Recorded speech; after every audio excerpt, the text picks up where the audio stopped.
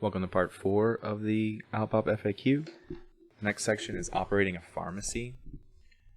So what is a technician to pharmacist ratio for Alabama? It's 3 to 1 and 1 must be certified. What is the minimum number of hours a pharmacy must be open? So pharmacy must be open for a minimum of 20 hours per week. Pharmacy may apply for the board for a waiver or exception under special circumstances. A representative from the pharmacy may be required to appear before the board in order for this waiver or exception to be considered. A sign-in block letters no less than 1 inch in height shall be displayed either in the main entrance of the establishment or at the rear, the place where prescriptions are dispensed, in a prominent place that is clear and unobstructed view. Such sign shall state the hours the prescription department is open each day. So what does the law state regarding keys to the pharmacy in Alabama? So any pharmacy doing business within the state of Alabama must be physically enclosed, secured, and locked when not open for business, except in the temporary absence of the pharmacist on duty as provided in the Code of Alabama. At all times, registered pharmacists designated by the license must have all keys and all other controlled access device or method in their possession. The owner of the pharmacy may designate one unregistered person to have a key or other controlled access device or method to the pharmacy and still be considered to be in their possession. The supervising pharmacist must agree to this agreement. The enclosed and secured area must encompass all drugs, products, and devices, the character of which require dispensing or sale by a registered pharmacist, and include store numbers used for receiving or storing these items. The permit holder, our owner, must execute a signed agreement with the individual in possession of a key and other controlled access device or method to the pharmacy, and must submit a copy of the Board of Pharmacy for approval prior to issuing a key or other controlled access device or method to any person that does not hold an active pharmacist license in the state of Alabama. Forms for this purpose may be obtained from the Board of Pharmacy. Further, if a municipality or other government authority in the jurisdiction to have a pharmacy is located requires compliance with the fire code that mandates making a key or other controlled access device a method to the premise available to first responders, the permit holder, owner, must execute a signed agreement with the highest ranking official of the agency that wants access to the key or other controlled access device or method, and submit a copy to the Board of Pharmacy for approval prior to giving the key or other controlled access device or method. The knockbox or other system for accessing the key or other controlled substance device or method must have a working tamper protection system that is connected to an alarm system that will notify the permit holder, owner, or the supervising pharmacist if an attempt is made to remove the key or other controlled access device or method by unauthorized persons. Where the pharmacist does not have access to the prescription department by other interests after normal operating hours of the entire store, the owner shall have an action plan that allows the pharmacist to gain access in case of an emergency. Okay, that was all one question. So, if the pharmacy is changing its hours of operation, how soon do I have to notify the public before implementing this change? There is no law that requires the pharmacy to notify the public a certain time period before implementing a change of operating hours. What does the Alabama law state regarding offering to counsel patients at the pharmacy? It is the best interest of public health that the patient must be offered counseling for all new prescriptions and, where appropriate, for refill prescriptions. The offer to counsel shall be made by the pharmacist or the pharmacist's designee in a face-to-face oral communication with the patient or the patient's representative, unless in the professional judgment of the pharmacist it is deemed inappropriate or unnecessary. If it is deemed inappropriate or necessary by the pharmacist, it would be permissible for the offer to counsel to be made in a written communication, by telephone, or in a manner determined by the pharmacist to be appropriate. Said counseling must be performed by the pharmacist or a properly supervised pharmacist intern. A printed statement shall be included with every prescription listing the pharmacy's telephone number for the patient to call with questions about their medication. So what does the Alabama law state regarding operating a pharmacy during pharmacist breaks? So the rules to allow pharmacists to have breaks and meal periods without unreasonable impairing the ability of the pharmacy to remain open. If any pharmacy that is staffed by a single pharmacist, the pharmacist may leave the pharmacy area or department temporarily for breaks and meal periods without closing the pharmacy and removing interns and externs and technicians from the pharmacy if the pharmacist reasonably believes that the security of the controlled substance will be maintained in his or her absence. If, in their professional judgment, of the pharmacist determines that the pharmacy should be closed during his or her absence, then the pharmacist shall close the pharmacy area or department and remove all interns and externs and technicians from the pharmacy during his or her absence.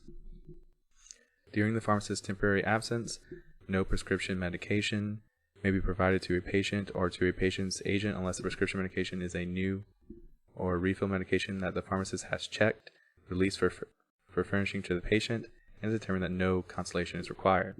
During such times that the pharmacist is temporarily absent from the pharmacy area or department, the interns and externs and technicians may continue to perform the non-disciplinary duties authorized to them by any applicable law or rule. However, any duty performed by an intern, extern, or technician shall be reviewed by a pharmacist upon his or her return to the pharmacy. The temporary absence authorized by this rule shall be limited to 30 minutes. The pharmacist shall remain within the facility during the break period and be available to handle all emergency situations. The pharmacy shall have written policies and procedures regarding the operations of the pharmacy area or department during the temporary absence of the pharmacist for breaks and meal periods. The policies and procedures shall include the authorized duties of interns and externs and technicians. The pharmacist responsible for maintaining the security of the pharmacy. The policies and procedures shall be open to inspection by the board or its designee at the times during business hours.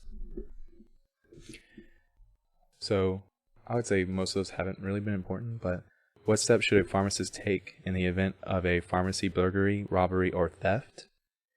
You should notify the appropriate local law enforcement agency. File Form 106 with the DEA if controlled substances are involved, located in the DEA website. Notify the Alabama State Board of Pharmacy.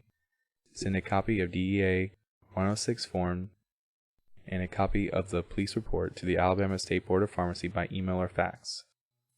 If the theft is committed by the ALBOP licensed pharmacy staff member, report the name and permit or registration number of the member to the state drug inspector assigned to your area. If a theft of non-controlled substance occurs, notify your area ALBOP state drug inspector. So next, prescriptions, C2s of multiple prescriptions. What does the rule say concerning the assurance of multiple prescriptions for Schedule II controlled substances? A petitioner may provide additional patients with multiple prescriptions for the same Schedule II controlled substance to be filled sequentially. The combined effect of these medications to allow the patient to receive over time up to a 9-day supply of the controlled substance. Number 2, what are the requirements of the insurance of multiple prescriptions of Schedule II controlled substances? Each prescription is legitimately medical purpose. So these are actually the same as the DEA FAQ. I would look at that. So does this require or mandate a practitioner to issue multiple prescriptions for Schedule II controlled substances? No. Is there a limit on the number of Schedule II dosage units a practitioner can prescribe to a patient? There's no federal limit. It's a 90-day supply though. Is there a limit on the number of separate prescriptions per Schedule II controlled substance that may be issued for the 90-day supply? No, you can do that pretty much however you want. You can have 10 prescriptions. How is the assurance of multiple Schedule II prescriptions different? Different than issuing a refill for a Schedule II prescription is because you treat each as a new. Is post-dating the multiple prescriptions allowed? No, you have to do it the day of, and then a do not fill until. What is expected by the pharmacist when filling a prescription issued pursuant to this regulation? There is a prescription contains instructions from the prescribing practitioner indicating that the prescription should not be filled until a certain date. No pharmacist may fill the prescription before that date. In addition, when filling any prescription for a controlled substance, the pharmacist who fills multiple prescriptions issued in accordance with this regulation has a corresponding responsibility to ensure that each sequential prescription is issued for a legitimate medical purpose by a practitioner acting in the usual course of the professional practice. Alright. Next is your medication safety, your sharps and sharps containers. What safety precautions should I be aware of when using sharps? Sharps are a medical term for devices that sharps points edges. So needles, syringes, lancets, auto-injectors, auto-infusion sets.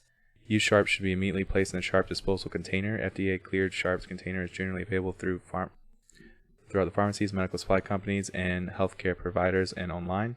These containers are made of puncture-resistant plastic with leak-resistant sides and bottoms. They also have a tight-fitting, puncture-resistant lid. If the FDA-cleared container is not available, a heavy-duty plastic household container, such as laundry detergent container, can be used as an alternative. What precautions should I take when disposing of sharps? So never place loose needles or other sharps in the household or public trash cans or recycling bins, and never flush them down the toilet. This puts trash and sewage workers, janitors, housekeepers, household members, and children at risk of being harmed. Pet owners who use needles to give medicine to their pets should follow the same sharp disposal guidelines used for humans. What should I do if I'm accidentally stuck by a needle or other sharp? If you are accidentally stuck by another person's needle or other sharp, wash the exposed area right away with water and soap and use skin disinfectant, such as rubbing alcohol or hand sanitizer. Seek immediate medical attention by calling your physician or local hospital. You should follow these same instructions if you get blood or other bodily fluids in your eyes, nose, mouth, or on your skin. Where can I find more information on safety measures with sharps? There are links to the FDA, so basically the FDA information regarding safety measures when using various sharp instruments. The FDA website, fda.gov, you can find this information. And I'll post the last part next.